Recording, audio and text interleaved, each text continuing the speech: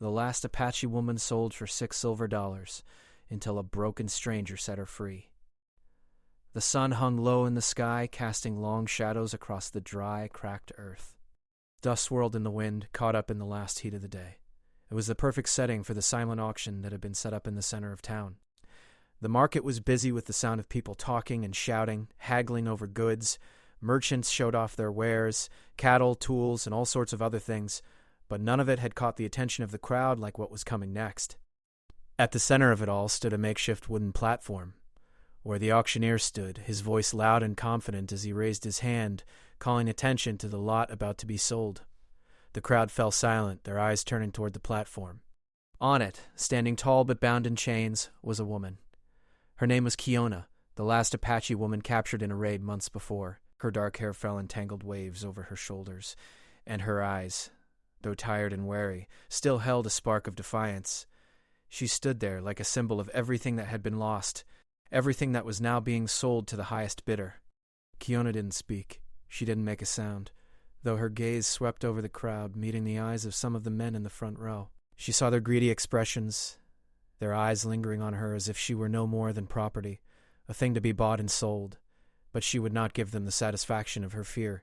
She had learned long ago that fear was a weapon used against people like her, and she would not show them the weakness they expected.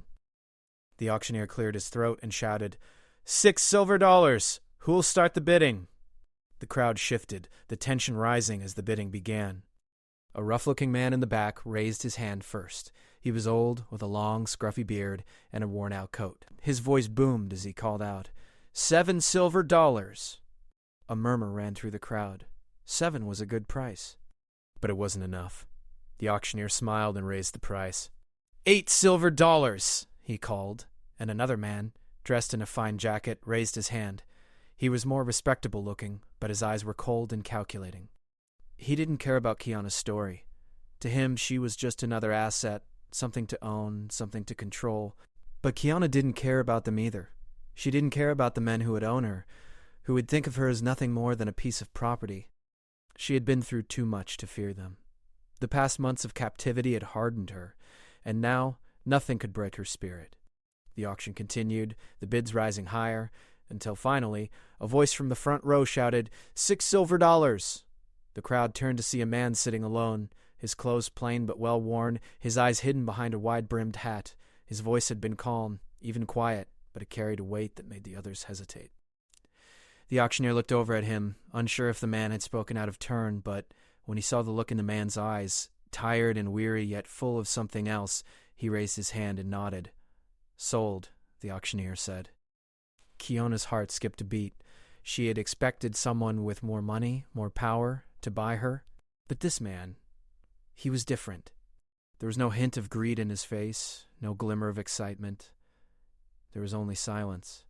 Kiona didn't know what to expect from him, but she knew that for the first time in a long time, someone had bought her without seeing her as just an object to be owned. She couldn't say why she felt that way, but the look in his eyes made her believe that perhaps she hadn't been sold into something worse than what she had already endured. The man stood slowly, his hand gripping the cane at his side. He moved forward with a slow, deliberate pace, his boots crunching the dirt beneath him. Kiona felt a strange mix of hope and uncertainty as he approached. She had spent so many months in captivity, under the control of cruel men, that it was hard to believe that anyone could be kind. He didn't say anything as he reached her. Instead, he stood in front of her, his head slightly tilted as if examining her. His hands were rough, worn by years of hard work. He didn't smile, nor did he speak, but there was something in his eyes, a depth of understanding, perhaps, or simply a shared recognition of the pain each of them had suffered. The guards who had brought Kiona to the auction platform stepped back. They didn't seem to care what happened next. They were paid, and that was all that mattered to them. The man reached out, his hands gentle as he unlatched the chain from around Kiona's wrists. It was a simple act, but to her, it felt like a gesture of freedom. He didn't speak, didn't explain himself, but in that moment she understood that he wasn't like the others. He wasn't here to control her or to break her. He was here to set her free. But Kiona still didn't know what kind of man this stranger was. She didn't know his past or what he expected from her. She didn't know if she should trust him. After all, she had learned not to trust anyone who didn't share her blood. And yet, something in the way he looked at her made her believe, if only for a moment, that there might be a chance for her to escape this life. But for now, She said nothing. The silence stretched between them like a rope, taut and uncertain. Kiona's heart raced as she stood there, unsure of what would come next. The man didn't make her walk with him immediately. He simply nodded toward a small cabin on the edge of town, gesturing for her to follow. There was no command in his voice, only a quiet, almost imperceptible invitation. And so Kiana did. As they walked together, side by side, she could feel the weight of the past months lifting off her shoulders. But there was still so much uncertainty ahead. She didn't know what this man wanted or what kind of life awaited her, but for the first time in a long time, she felt like she had a chance to decide her own future. The night air was cool as Jack led Kiana through the narrow streets of the town. The lights from the saloons and the general store flickered in the distance, casting long shadows across the dirt road. The town was small, its buildings old and weathered, and the people who lived there seemed to be just as tired. Jack kept his eyes on the ground as they walked. His boots scraped along the dusty earth, his mind lost in thoughts he didn't want to face. The quiet was uncomfortable, the silence between him and the Apache woman heavy. He didn't know what to say to her, and he certainly didn't know how to explain why he had bought her at the auction. He wasn't a hero. He wasn't even sure he was a good man. His life had been one of war and loss, and now he was just a broken man trying to survive in a world that had moved on without him. He had no family, no real home. He was just a man with a past that haunted him, a past he couldn't outrun. Kiana walked beside him, her steps silent. She didn't speak either. She'd been through too much to waste words. And, if she were being honest, she wasn't sure what to think of the man who had bought her. He wasn't like the others. There was no greed in his eyes, no malice. But that didn't mean she could trust him. She had learned long ago that people didn't always act as they seemed. The cabin Jack led her to was small, nothing more than a weathered wooden structure on the outskirts of town. It looked like it had been abandoned for years, the wood cracked and the roof sagging. The door creaked as Jack pushed it open, revealing a single room with a small fireplace, a worn-out bed, and a table covered with dust. "This is it," Jack said quietly, stepping aside to let Kiana enter. "It's not much, but it's all I have." Kiana stood in the doorway, uncertain. She had been held captive for so long, first by the men who had attacked her tribe, and then by those who had bought and sold her like cattle. The idea of being free, truly free, felt foreign to her. She didn't know how to act, what to say, or how to move forward. But there was something in Jack's eyes. He had not forced her, not ordered her around. He had simply bought her to set her free. That, at least, was something she had never expected. Slowly, she stepped inside, her feet light on the creaky floorboards. Jack closed the door behind them, the sound of it echoing in the silence. "I'll make a fire," Jack said, moving to the fireplace. "You can rest. There's food in the cupboard if you're hungry." Kiana didn't answer, but she looked around the room. It was simple, nothing like the luxury the men at the auction would have expected. But it was quiet, peaceful even, and it was hers now, at least, for the moment. Jack set to work gathering wood for the fire, his hands moving with the precision of someone who had spent years on the move. He didn't look up at her as he worked. Kiana stood by the window, her eyes scanning the dark landscape beyond. The moon was full, casting its light over the land in a soft glow. She couldn't shake the feeling that something was wrong. She had spent so long in captivity, first as a prisoner of war, then as a sold woman, that she had forgotten what freedom really felt like. She was no longer sure how to trust anyone, not even Jack. Jack finished the fire and turned to her. "I don't expect you to stay," he said, his voice rough. "I don't know what you're looking for, but if you want to leave, you can." Kiana glanced at him, her eyes narrowing slightly. "And why would you help me?" she asked, her voice cold. "You don't even know me." Jack's shoulders slumped as he sighed. "I don't know why. Maybe I'm just tired of running from my past. Maybe I saw something in you that reminded me of what I've lost. I don't know." He paused for a moment, his gaze distant. "I'm not a good man. I've done things I'm not proud of." Kiana remained silent, unsure of how to respond. She didn't know his story, didn't know what he had been through, and she didn't know if it mattered. All she knew was that she was free now, and she wasn't sure what to do with that freedom. "I'm not asking you to trust me," Jack said, his voice softening. "But you're not alone anymore. I won't make you stay, and I won't force you to do anything you don't want to do.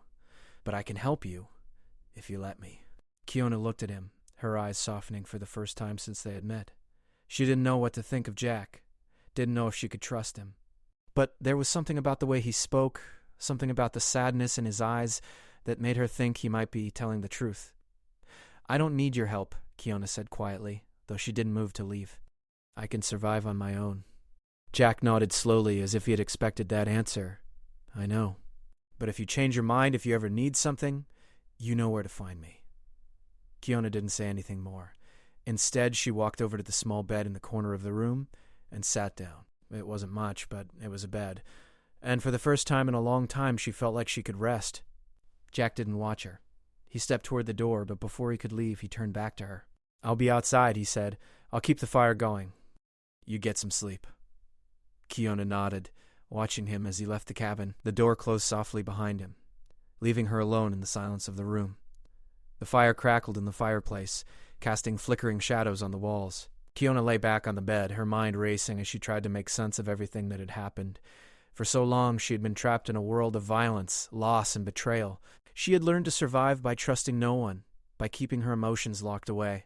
But now, for the first time, she was free. And freedom was a strange thing.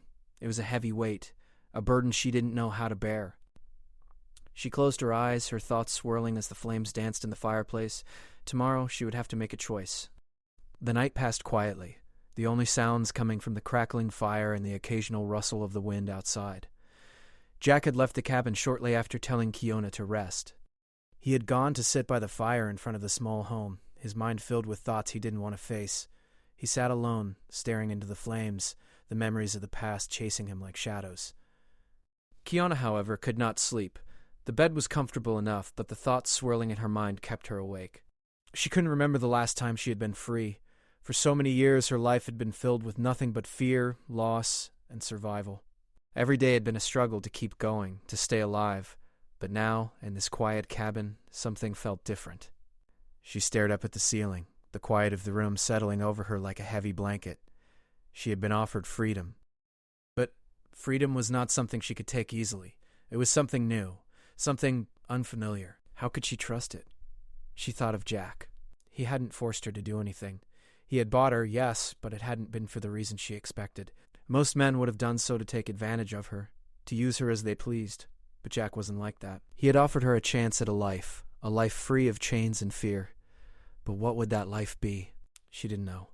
She didn't know if she could ever live the way others did, without the weight of her past hanging over her. Could she live in a world that no longer wanted her to fight? Could she truly be free? The fire in the fireplace crackled loudly, snapping Kiona out of her thoughts. She sat up slowly, her legs swinging over the side of the bed. She could hear Jack outside, his voice low and soft, talking to himself as if he were trying to work through his own demons. She didn't know if he had ever really been at peace. She knew that feeling too well. Kiona stood and walked over to the small window by the door. She peered out at the moonlit night, the desert stretching out in all directions. The land was quiet, peaceful even. But it was also vast, empty, and lonely. The life she had known, the world she had come from, was gone. It had been taken from her. Her people were scattered, broken, lost. And now she was left to figure out what to do next. She turned from the window and glanced back at the bed. There was no more fear here. There was only uncertainty. She had been given the freedom to leave, but where would she go? What would she do? She had no family, no tribe, no place to call home. Her world had been shattered, and she didn't know how to put the pieces back together. She opened the door quietly and stepped outside. The cool night air hit her like a wave, carrying the scent of the desert with it. She took a deep breath, feeling the weight of everything pressing down on her. She walked toward the fire where Jack was sitting, his back hunched slightly as if the weight of the world was too much for him. He didn't look up when she approached, and she hesitated for a moment before sitting down beside him. The fire crackled between them, its warm glow illuminating the silent space. Jack didn't say anything at first. He didn't need to. His presence alone was enough. For a long time, neither of them spoke. They sat in the quiet, the fire their only companion. Kiona could feel Jack's unease, his guilt, though he said nothing. She could also feel her own uncertainty, the doubt that had settled in her chest. Finally, Jack spoke. His voice was soft, as if he were unsure whether he should even say the words aloud. "Do you ever wonder what it's all for?" he asked, his gaze fixed on the fire. "I don't know why I keep going. Every day feels the same. I've done things I'm not proud of, things I can't undo. But I can't just give up either. I can't stop trying to make things right, even when I don't know how."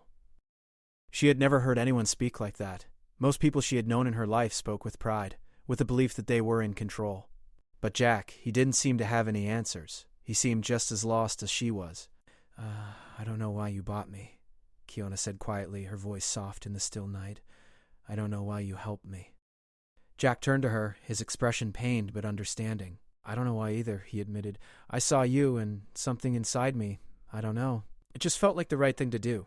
I guess sometimes you have to do something without knowing why. It's the only way to keep moving forward. Kiona nodded slowly, unsure of what to say. She had never felt this kind of confusion before. She had always known what she needed to do: fight, survive, endure. But now, for the first time in her life, she had a choice. And that was the most terrifying thing of all. I don't know how to live like this, she said softly, looking down at her hands. I don't know how to be free. Jack was silent for a moment, letting her words settle in the air between them. Then he spoke again, his voice calm but firm. You don't have to have all the answers, he said. None of us do. But you don't have to do it alone. You have a choice now, and you don't have to figure everything out tonight. Just take it one step at a time. Kiona looked at him, his words sinking in. She had never been offered such kindness, such understanding. It was strange. She had never been given the chance to just live, to just be. But maybe, for the first time, she could. The fire flickered, casting a soft glow across Jack's face. For a moment, Kiona saw something in him, a shared pain, a shared understanding. They were both lost, both broken in different ways. But they were here, together, in this small cabin in the middle of nowhere, given a chance at something new. Kiona looked up at the stars above them. The sky was vast, and for the first time, it didn't feel so empty. I think I want to stay, she said quietly. For now. Jack didn't smile, but there was a softness in his eyes, a relief that she couldn't quite explain. He nodded and turned his attention back to the fire, his face lit by the dancing flames. Then we'll figure it out, he said, his voice steady. Together. And for the first time since she had been taken from her home, Kiona allowed herself to believe that maybe, just maybe, there was a place for her in this world. The morning sun rose slowly over the desert, casting a warm golden light across the land. The air was still cool, but it wouldn't stay that way for long. Jack and Kiona sat by the small fire outside the cabin, breakfast already eaten, and the silence between them comfortable for once. The night had been long, but they both had rested. Kiona, in a way she hadn't in months, and Jack, with fewer shadows in his thoughts. Kiona had never expected to feel this way, this peaceful. She had been free for only a short time, but it felt like a lifetime had passed since she had been locked in chains. Freedom was strange to her, almost like a dream. For so long, her life had been shaped by pain, loss, and survival. She didn't know how to live in a world where there was no fighting, no running, no hiding. Jack had given her a choice, something she hadn't had before, and though she didn't fully understand what it meant, she knew that she couldn't let this opportunity slip away. She had a chance to rebuild, to find some sort of peace, even if she didn't know how to do it yet. After a long silence, Jack stood and dusted off his hands, looking at the rising sun. We can't stay here forever, he said quietly. This cabin is all I have, but it's not much. We'll need to move on. Kiona looked up at him, her brow furrowing slightly. Move on? Where'll we go? Jack turned to face her, his expression serious. We can go north, to the mountains. It's a safer place for people like us. We can build a life there, away from the noise of the town. The idea of leaving the small cabin, the one place that felt like hers for the first time in a long time, made her feel uneasy. But Jack was right. They couldn't stay here forever. Eventually, someone would come looking for her. And no matter how kind Jack had been, she couldn't hide forever. North sounds good, she said after a moment. Her voice was quiet but steady. I don't want to stay here either. Jack smiled slightly, his eyes softening. We'll figure it out, he said, one step at a time. They packed up quickly, gathering what little they had. Jack had a small supply of food, and Kiona had a blanket and a few items she had taken from the cabin. They didn't need much, just enough to get them to the mountains. The journey would take days, maybe weeks, but neither of them seemed in any rush. They were both searching for something, though neither of them knew exactly what. The land around them was vast and empty, but it wasn't the same as before. Before it had felt oppressive, like a cage. Now it felt full of possibilities. Every step forward brought them closer to something new, something different. And with each step, Kiona felt the weight of her past slowly lifting off her shoulders. As they walked, Jack told her stories, tales of his time in the war, of the things he had seen and done. He spoke quietly, as if the memories were not easy to recall. Kiona listened intently, her curiosity piqued by the man who had saved her. She had never known a man like him, someone who didn't care about the past, who didn't judge her for her past. And in a strange way, it made her feel like she wasn't alone anymore. They traveled for several days, moving through the desert, then into the hills. The landscape changed slowly, but it was always beautiful. The sun was harsh during the day, but the evenings were cool and refreshing, and the stars at night were unlike anything Kiona had ever seen. She had spent so much of her life looking over her shoulder, but now, for the first time in a long time, she felt like she could just look ahead. On the third day, they reached a small stream, its waters clear and cold. They stopped to rest, and Jack took out a small pouch of flour and water, mixing it into dough and setting it over the fire. He showed Kiona how to cook the bread, and she watched him carefully, impressed by how simple yet effective his skills were. She had never learned how to cook in the way he did, but she was willing to try. It felt like something small, something that didn't matter much, but it was part of building a life. And she realized that was what Jack was doing, building a life, not just for himself, but for both of them. As they sat by the fire that evening, Kiona took a deep breath, feeling the quiet peace of the night settle around her. She had been running for so long, always looking for a way to survive, but now, for the first time in what felt like forever, she could breathe. She could think about the future without the heavy weight of fear pressing down on her. "Do you think we'll ever find peace?" she asked Jack suddenly, her voice barely more than a whisper. Jack looked at her, his gaze steady. "I don't know. But I think we have a better chance now than we ever did before. We can choose where we go, who we become." Kiona nodded slowly, her mind processing his words. She wasn't sure she believed in peace, not the way Jack seemed to, but she understood what he meant. They had the freedom to choose, and that in itself was something worth fighting for. The fire crackled as they sat in silence, watching the flames dance. It was a quiet night, peaceful in a way that Kiona hadn't known in years. She didn't know what the future held, but for the first time it didn't seem so terrifying. She glanced up at Jack, who was staring into the fire, his expression thoughtful. "Thank you," she said quietly. Jack looked up at her, surprised by the words. "For what?" "For giving me a chance," Kiona said softly, "for setting me free." Instead, he looked at her with a look that held a mixture of sadness and something else, something Kiona couldn't quite place. Finally, he gave her a small, sincere smile. "You're not free yet," he said, "but we'll get there. Together." Kiona's heart skipped a beat. She had never thought about freedom like that, not in the way Jack did. But she realized he was right. Freedom wasn't just about running away from the past. It was about choosing to move forward, about choosing what kind of life they wanted to build. And for the first time, she wasn't afraid of the road ahead. They were free now, not in the way the world saw freedom, but in a way that mattered more. They had each other, and that was all they needed to start over. The fire flickered and the night grew still. The world around them was vast, but it no longer felt empty. The road ahead was uncertain, but for the first time, Kiona wasn't afraid of what lay ahead. She was ready to build a new life, a life where she could finally be free. And with Jack by her side, she knew they would find a way.